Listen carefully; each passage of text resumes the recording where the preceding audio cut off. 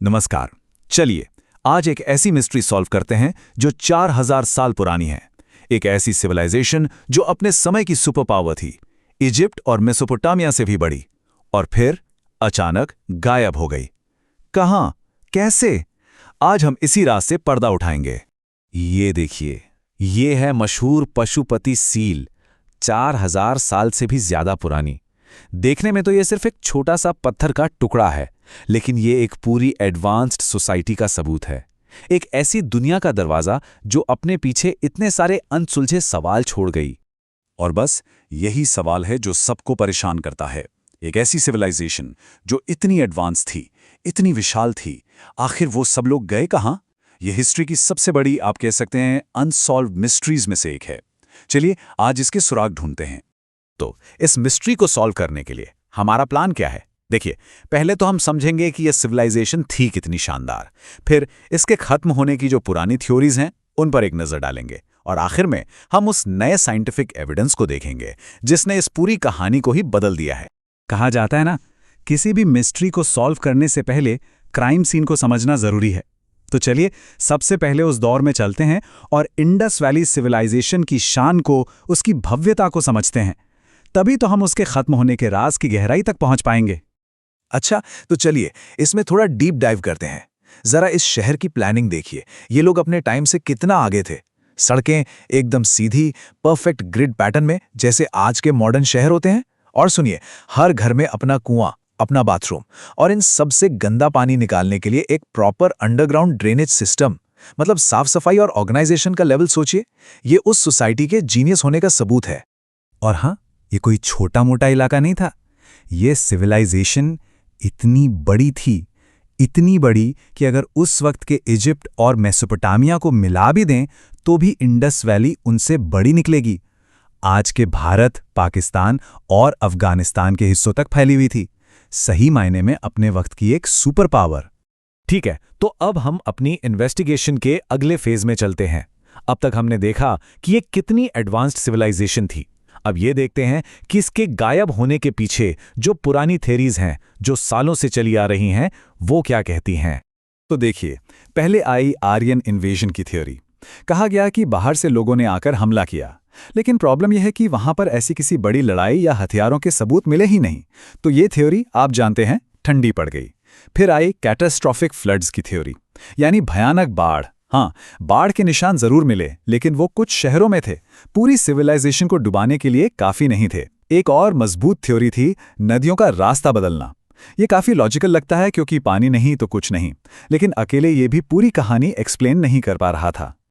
और बस यहीं से इस केस में एक नया जबरदस्त ट्विस्ट आता है।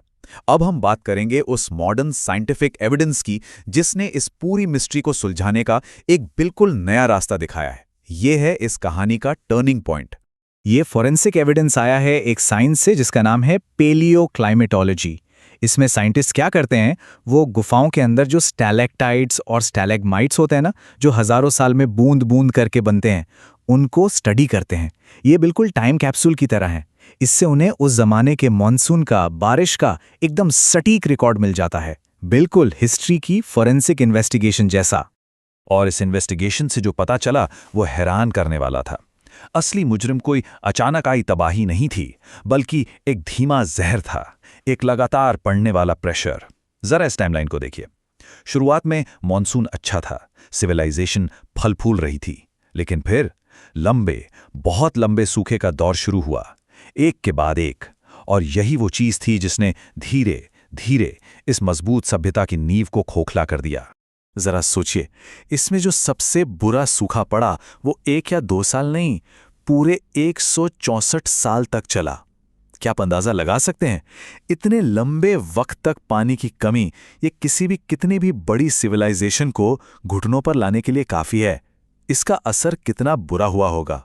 तो इस लगातार सूखे का असर हुआ कैसे? ये एक डोमिनो इफेक्ट की तरह था। एक चीज गिरी, फिर दूसरी, फिर तीसरी। इसने सिविलाइजेशन को अचानक खत्म नहीं किया, बल्कि एक लंबी प्रोसेस शुरू की, अडैप्ट करने की, नई जगह जाने की और बदलने की। और यही बात इन लोगों को खास बनाती है। उन्होंने हार नहीं मानी, जब उन्होंने देखा कि गेहूं और जौ जैसी फसलें जिन्हें ज़्यादा पानी चाहिए वो अब नहीं उग पा रही हैं, तो उन्होंने स्ट्रैटेजी बदली। वो बाजरे जैसी फसलों पर शिफ्ट हो गए जो कम पानी में भी उग जाती हैं।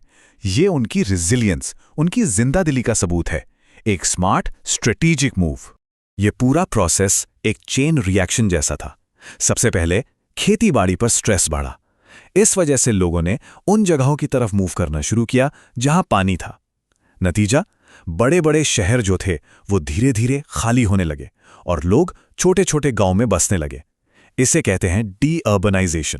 और जब शहर ही नहीं रहे तो उनका जो पॉलिटिकल स्ट्रक्चर था वो भी कमजोर पड़ गया। और ये कोड इस पूरी नई समझ को बिल्कुल आसानी से समझाता है। इसमें साफ कहा गया है कि इंडस वैली सिविलाइजेशन अचानक से खत्म नहीं हुई, बल्कि सदियों तक बार बार पड़ने वाले सूखे ने उसकी नींव को कमजोर किया। ये कोलैप्स की नहीं, ट्रांसफॉर्मेशन की कहानी है। तो आखिर इस पूरी मिस्ट्री को सुलझाना इतना ज़रूरी क्यों है? क्योंकि इससे हमें सिर्फ ये नहीं पता चलता कि ये ग्रेट सिविलाइजेशन का अंत कैसे हुआ, बल्कि इससे हमें इंडियन सबकॉन्टिनेंट की आगे की हिस्ट्री को समझने की एक चाबी मिलती है। तो इसका मतलब साफ है, ये एक द एंड नहीं था, बल्कि एक ट्रांसफॉर्मेशन था। हड़प्पा के लोग बस गायब नहीं हो गए, वो फैल गए, और उनके साथ उनकी कल्चर, उनकी टेक्नोलॉजी, उनके आइडियाज़, ये सब अलग अलग रूपों में अलग अलग इलाकों में जिंदा रहे। और आगे चलकर यही चीज़ें बाद की भारतीय संस्कृतियों का एक इम्पॉर्टेंट हिस्सा बनी। और अब खास तौर पर उन लोगों के लिए जो यूपीएससी की तैयारी कर रहे हैं, ये टॉपिक बहुत ही ज़्यादा महत्वपूर्ण है। क्यों? क्योंकि ये सिर्फ प्रीलिम्स और मेंस जीएस पेपर 1 के लिए एक इम्पॉर्टेंट टॉपिक नहीं है, बल्कि ये सिखाता है कि हिस्ट्री को ज्योग्राफी और इकोनॉमी से जोड़कर कैसे देखा जाता है। ये एक परफेक्ट एग्जाम्पल है कि कैसे साइंटिफिक एविडेंस का इस्तेमाल करके हिस्टोरिकल चेंज को एनालाइज किया जा सकता है। तो इस केस स्टडी को बहुत ध्यान से समझिएगा। और आखिर में एक सवाल जिस पर हम सबको सोचना चाहिए। हड़प्पा के लोगों ने अपने टाइम के सबसे बड़े क्राइसिस, क्लाइमेट चेंज का